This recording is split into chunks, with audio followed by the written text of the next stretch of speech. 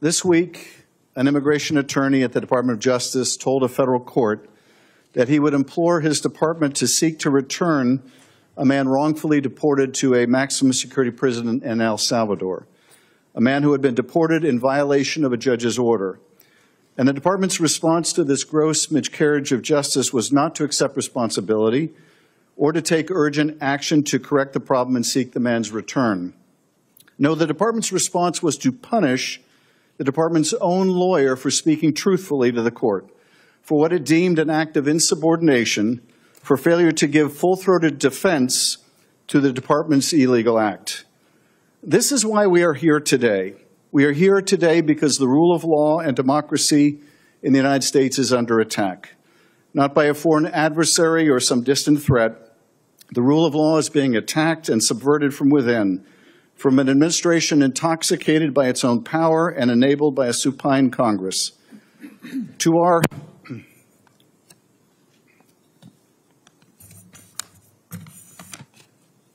Donald Trump is taking unprecedented steps to bend our justice system to his will, and his administration is moving systematically and swiftly to dismantle the legal pillars that hold up our democracy: the independence of the legal system, the idea of impartial justice, the right to counsel, and the principle that no one, not even a president, is above the law. If Donald Trump and his personal criminal defense lawyers now running the Justice Department succeed, the consequences will be profound. The impact will be felt by Americans from all walks of life and by future generations. This is why Ranking Member Raskin and I have taken the extraordinary step of convening this unprecedented hearing. We brought together both chambers of Congress, the Senate and the House, to conduct real oversight and to serve as a check and balance, to hold those who misuse power to account and to carry out our constitutional duty. Convening this hearing was not our first choice. We have tried to get our Republican colleagues to hold hearings, to do meaningful oversight, to assert Congress's authority as an independent branch of government. But to our great disappointment, our Republican colleagues have abdicated that important responsibility. They have stood by as the President has run roughshod over the legislative branch and turned Congress into little more than a rubber stamp. So today we'll hold the first of what we hope will be more bicameral oversight hearings. We will do the investigative work that our colleagues across the aisle refuse to do. We will expose the illegality, abuse, and corruption of this administration and within the Department of Justice. We will have brave witnesses speak to what's actually happening behind closed doors, how the Trump administration continues to try to intimidate them from speaking out, and why it matters to Americans across the country. The Trump administration is following a well-worn playbook. History serves as a guide and as a warning. In the 1930s, a Jewish lawyer in Berlin tracked in meticulous detail how Germany gradually became what he called a dual state.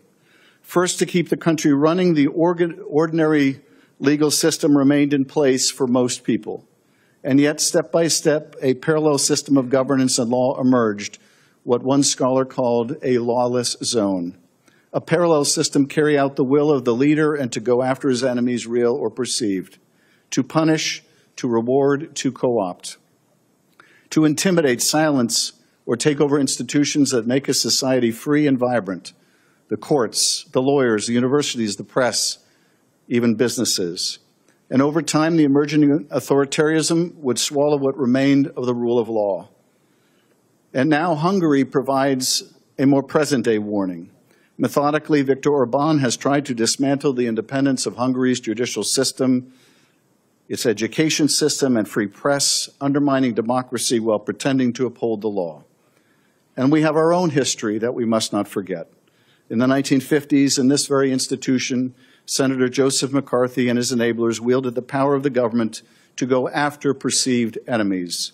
Many shamefully did not stand up at the time. Some chose expediency, political gain, or profit. Others thought they could weather the storm by cutting deals or staying silent. If this sounds all too eerily familiar, it is because it is. But there is a silver lining and a reason for hope.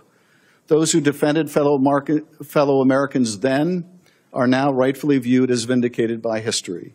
The courage demonstrated by Americans in decades past and by brave men and women in other countries should should serve as our inspiration and a roadmap for standing up for the rule of law, for each other, and for our democracy. Today's hearing, therefore, is a step towards real oversight and accountability. Our witnesses have demonstrated remarkable courage. Like Ryan Croswell, who resigned after witnessing, as we all have, the corrupt use of the Department of Justice's prosecutorial power by striking an illicit bargain with the mayor of New York to do the administration's bidding.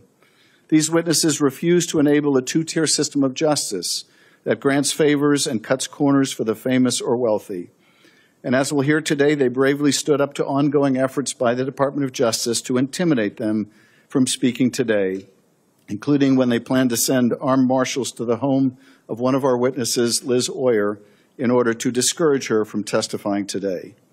These witnesses, like Stacey Young, are supporting others who continue to serve the public interest, continue to be employed by the Department of Justice, and who cannot speak for themselves. One of our witnesses, Rachel Cohen, stood up when her law firm would not, even as other law firms beat a path to the White House to capitulate to the extortionary campaign of the executive branch, even as that campaign weakens the right to counsel, the right of free speech, and the right to take on unpopular causes.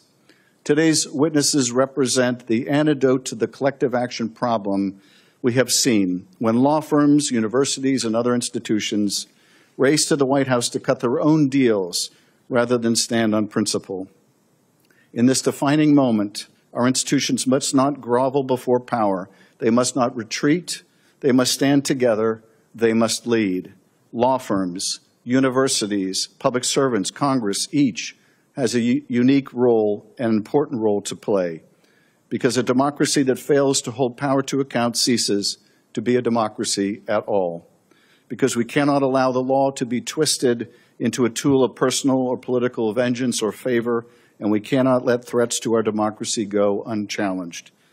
Before we introduce the witnesses, let me turn to my colleagues, Ranking Member Raskin and Ranking Member Durbin, both of whom have demonstrated extraordinary leadership during this moment of profound challenge. I'm grateful that we are convening this hearing together, and I'm grateful for the courage of today's witnesses who have refused to remain silent. I now yield to my colleague, Mr. Raskin, for his opening statement, followed by Mr. Durbin. Well,